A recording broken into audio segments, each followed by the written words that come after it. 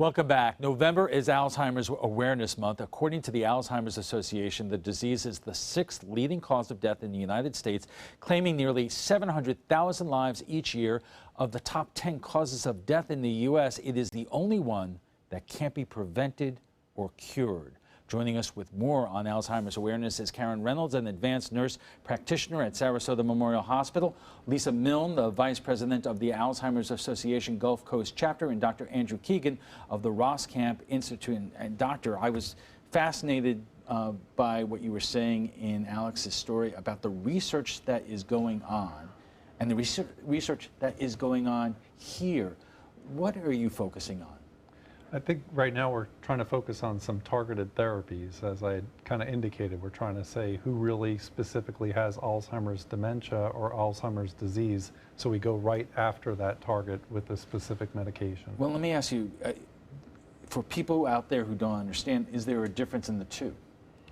Well, we've learned actually through research that some of the people we're diagnosing with Alzheimer's dementia may not actually have Alzheimer's in the pathology, and that we have to look real closely, and there are new imaging techniques that we're testing now to see if we can diagnose it from the outside. What's the difference?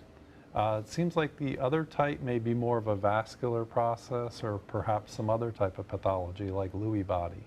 So. And Lewy body, which is something that has been in the news because apparently that's what Robin Williams was diagnosed with, correct? Yeah, correct.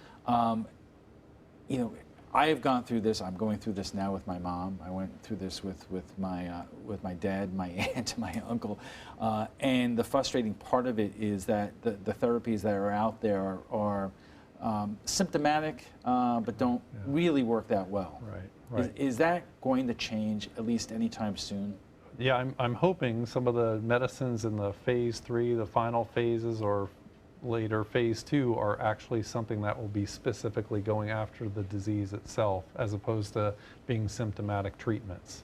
But we still have to wait to find out if the results will be positive, but at least we're closer to that result being out there. Time frame?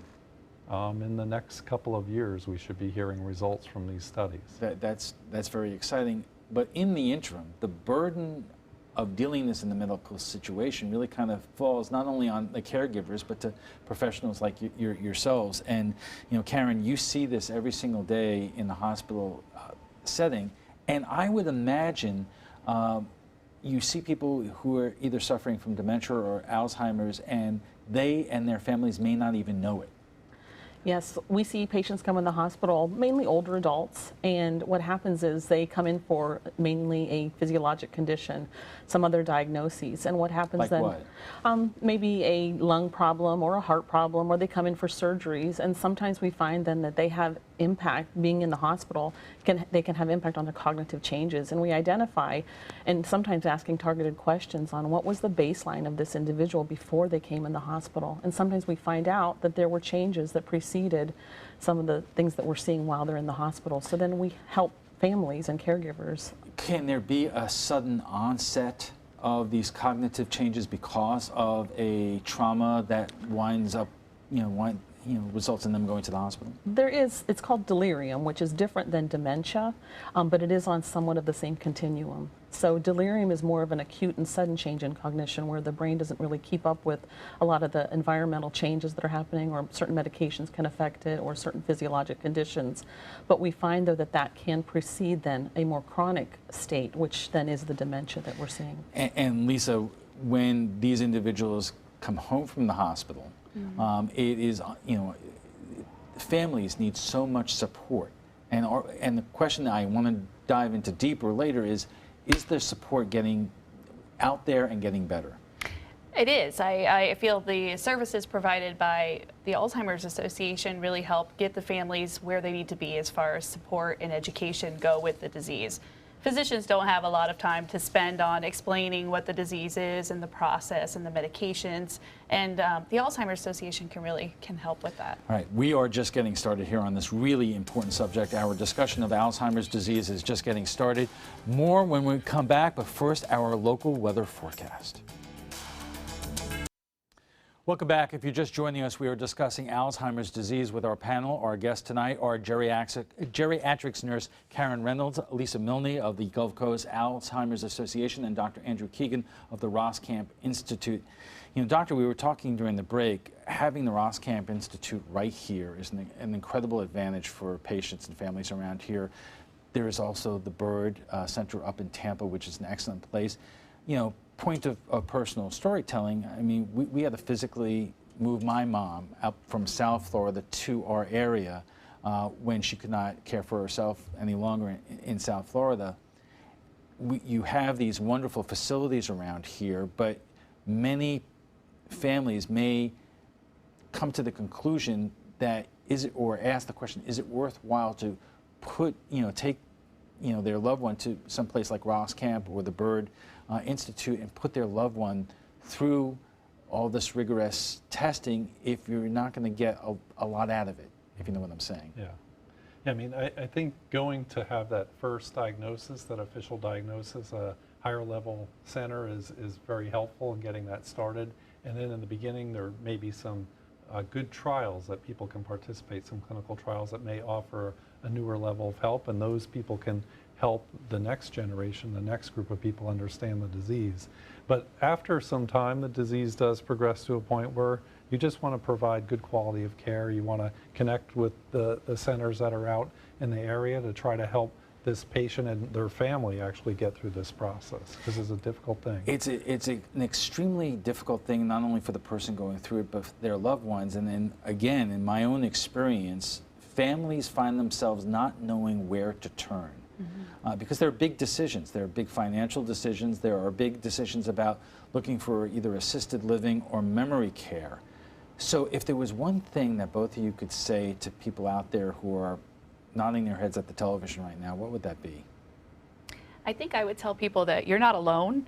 There are many caregivers dealing with this disease, with Alzheimer's disease, and there are agencies like the Alzheimer's Association available to help you through this. So we can help point you in the direction of physicians, of facilities. We can help if you want home care. We can point you in that direction. Financial planning. We can sit down with a family and take the time to actually go through the disease and what all it entails and help point them in the direction of resources in the community. Is this new? Because, I don't like keep reverting to my own personal experience, but, going back, 10, 15 years, when I was first dealing with this with my dad or my aunt and uncle, there wasn't that kind of organized, body that you could go to ask questions about where you go. The Alzheimer's Association has been around since the 80s, the early 80s. So we've been here, it's just we haven't really been utilized very much. So we're hoping to get the word out that people will call us and will come see us for assistance. And Karen, the other thing that many families find that when it comes to caregiving, both in the hospital and at home, the difficulty with the person who is going through that is that they sometimes cannot help in their own rehabilitation because they don't understand what is going on. Is that not correct? Right. Sometimes caregiving is thrust upon individuals. It's something that suddenly comes up and they aren't well prepared for it. So I think that that's really something that communities can help with. I think that's something that hospitals can help with when it's identified to support caregivers in their role. I think one thing I wanted to iterate too is the self-care of the caregivers, which is very, very important as they provide hours, endless hours upon hours to make sure that they care for themselves so that they're at their best to care for those individuals as well. Let's talk about that a little bit, because when you're in a situation like that, you're almost feeling like you're underwater. Mm-hmm. So how do you go about that when you are not only in many cases worrying about your own family, if you're married and you have children, and you're now dealing with a parent who in many ways requires just as much care as a child does? Yeah, again, calling upon those community resources, the Alzheimer's Association, friends, families, I think we all need to kind of rally around this and look at the vital role that caregivers play in supporting this whole infrastructure and this aging generation too. Because there could be two components of this. There is dealing with Alzheimer's or dementia, but also there are a lot of other medical things that can happen that complicate, the care. Is that not correct?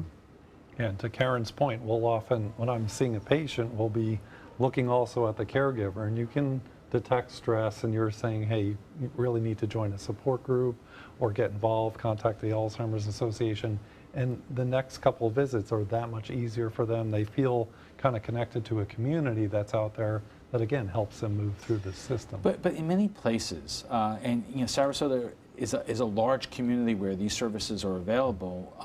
Some people experience there is a lack of continuity of care. A senior citizen may have a personal care physician, which is all well and fine if they can get to and from the doctor's office. But when that starts breaking down and a person finds themselves without access to their primary care physician, and they're going from hospital to hospital in emergent situations, isn't that really kind of the difficult place to be?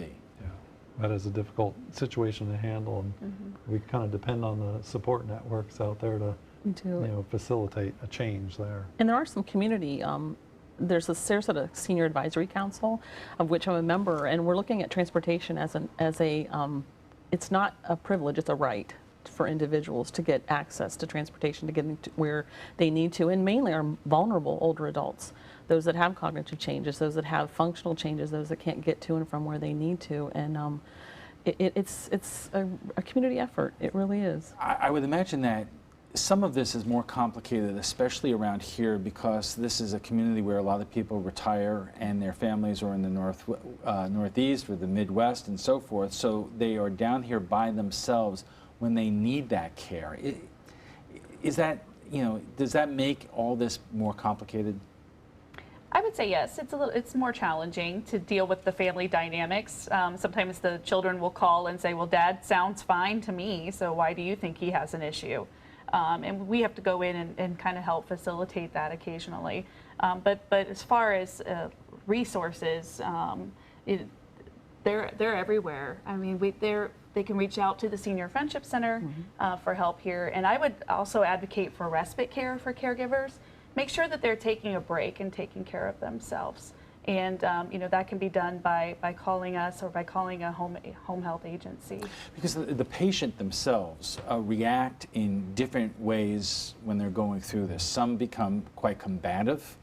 Some need more assistance than others. I would imagine there is a range of services that you need and reactions you get to help. Am I, Yeah.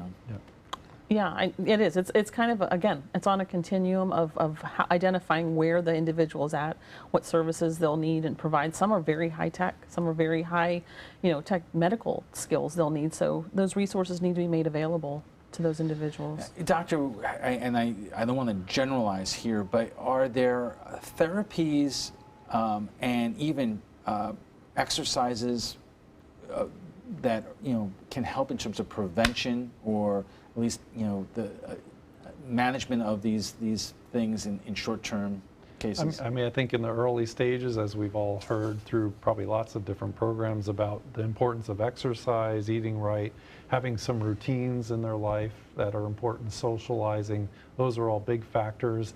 And then maybe being connected to somebody who is a little more of a dementia expert to kind of step them through those changes that occur over the next 6 months, kind of anticipate what may happen, kind of anticipate or have a plan in place, so when that starts happening, you know what to do, how to react to it, so it doesn't become an emergency or a change. All right, we have to take a quick break, but when we return, we'll have a final thoughts with our guests, plus comments from our viewers. Welcome back. Millions of Americans are suffering from Alzheimer's right now, and even more are helping care for them, working to find a cure. Our guests join us now for final thoughts. So let's wrap this up. It's Alzheimer's Awareness Month. And I'm going to ask you from your own individual perspectives, what do you want people to know? And I'll start with you. I would like people to know that there's support out there, that I think that we need to rally around them as a community and help them. The access point that I provide care in the hospital is sometimes the first time that we see them, and help identify the needs of the person with dementia and then the caregiver themselves, and just to kind of make that plan of care for them to make sure their quality of life is maintained. Lisa? I would like people to know that an agency like ours exists and to call us early in the disease process. As soon as you get a diagnosis of Alzheimer's, give the Alzheimer's Association a call so we can help you plan for the future. And let's ask, is there any cost involved? Because people are always concerned about that. Sure, there are no costs involved in our services, but we do have our Walk to End Alzheimer's coming up on November 12th at Nathan Benderson Park.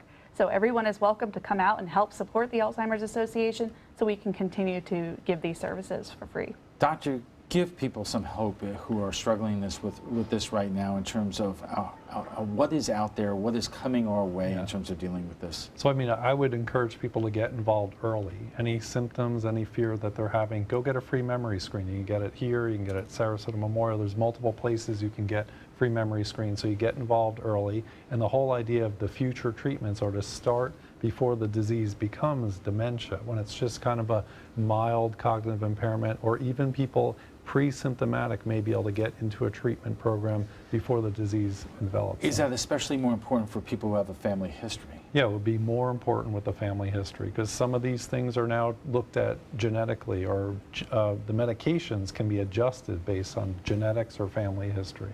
All right. I want to thank you all for being here for tonight. Our guests include Karen Reynolds, who is an advanced nurse practitioner at Sarasota Memorial Hospital. Lisa Milne is a vice president of the Alzheimer's Association of Gulf Coast Community Chapter. And Dr. Andrew Keegan is with the Ross Camp Institute.